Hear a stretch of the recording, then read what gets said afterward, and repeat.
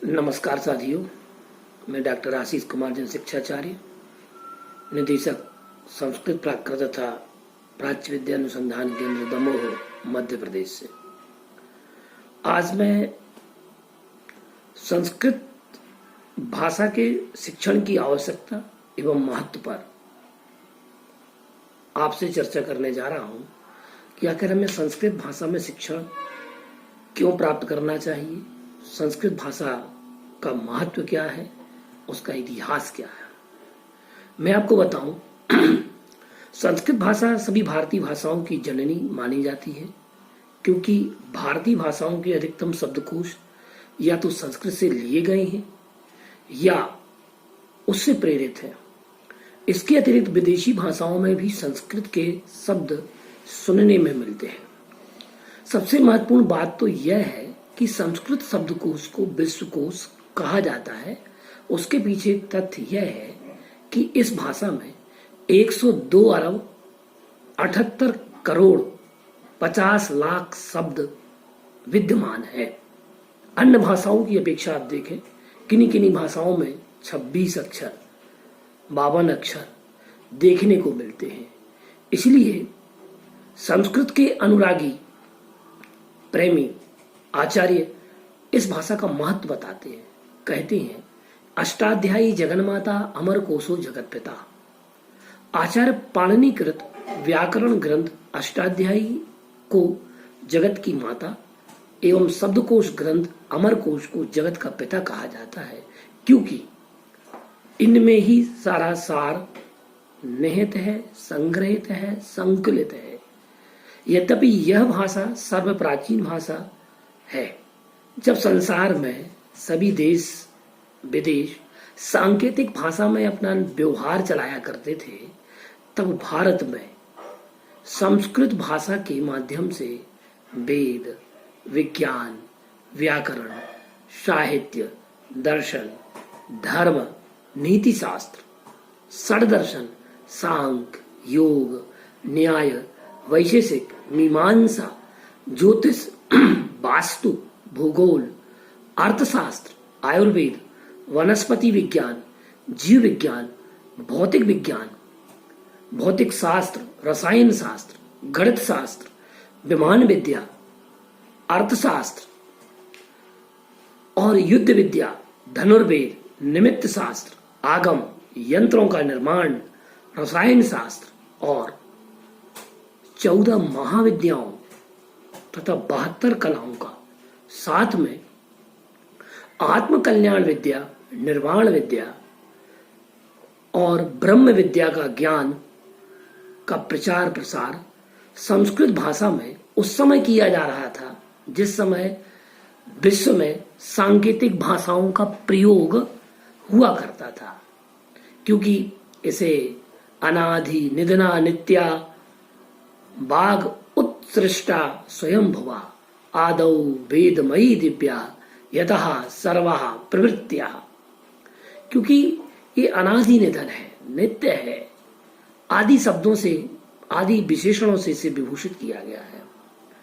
जैन संस्कृति के प्रथम तीर्थंकर 14वें कुलकर, जिन्हें मनु भी कहा जाता है, कुलकराह मनु ऐसा सूत्र में प्राप्त होता है, उनके पुत्र 14वें कुलकर नाभिराय के पुत्र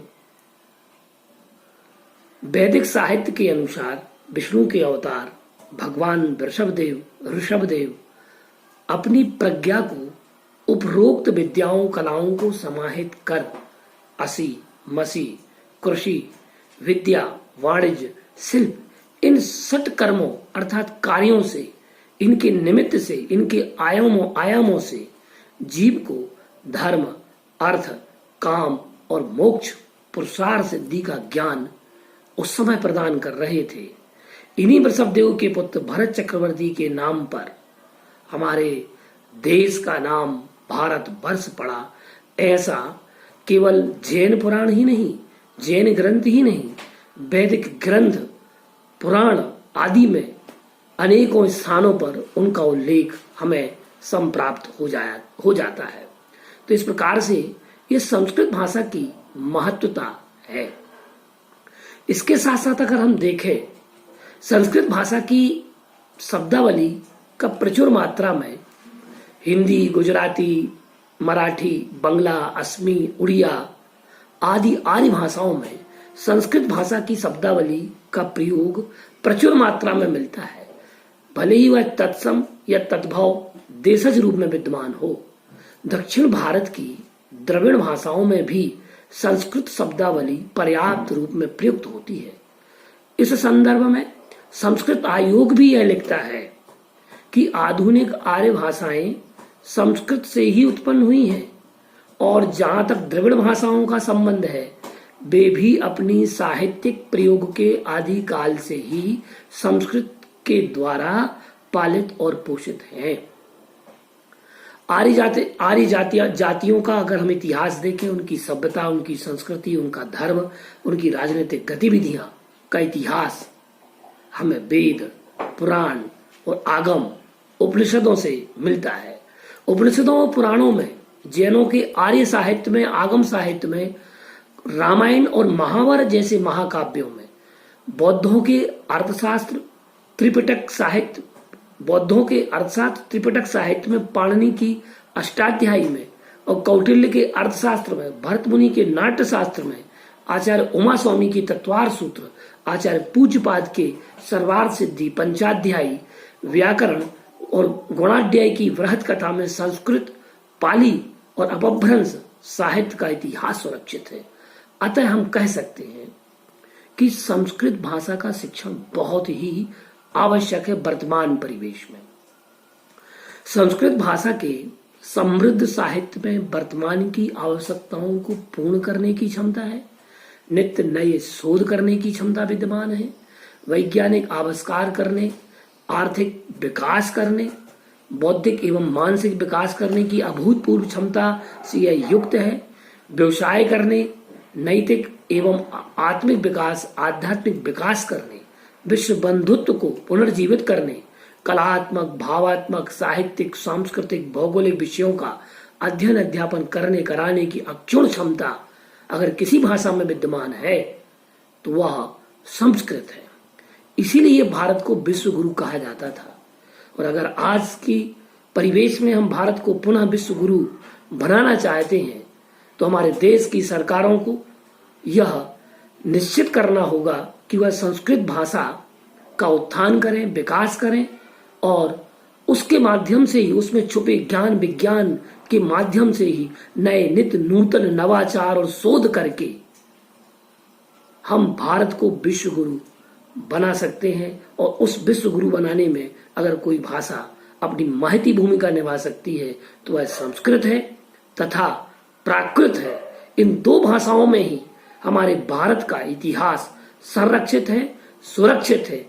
चाहे हम भारत देश के इतिहास की बात कहें तो उस भारत देश के इतिहास में अगर देखें तो पुरा लिपि की बात कहें, ब्राह्मी लिपि की बात कहें, खरोष्टी लिपि की बात कहें, अशोका लिपि की बात कहें, साथ में अगर हम देखें तो भारतवर्ष का सबसे पहला प्रयोग अगर कहीं मिला है तो वह उड़ीसा के उदयगिरी में स्थित सम्राट खारवेल, जैन सम्राट खारवेल के 17 पंक्तियों वाले उस हाथी गुम्फा लेख में सबसे पहले भारतवर्ष शब्द का प्रयोग हुआ।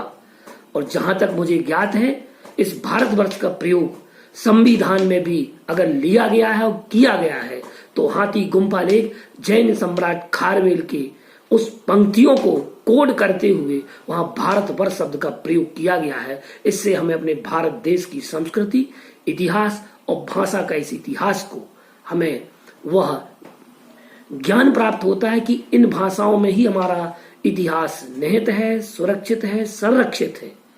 क्योंकि ये भाषाएं अनेक गुण धर्मों को विद्यमान करके चलती हैं, निहित करके चलती हैं। और वर्तमान में संस्कृत और प्राकृत के अध्ययन की महती आवश्यकता है।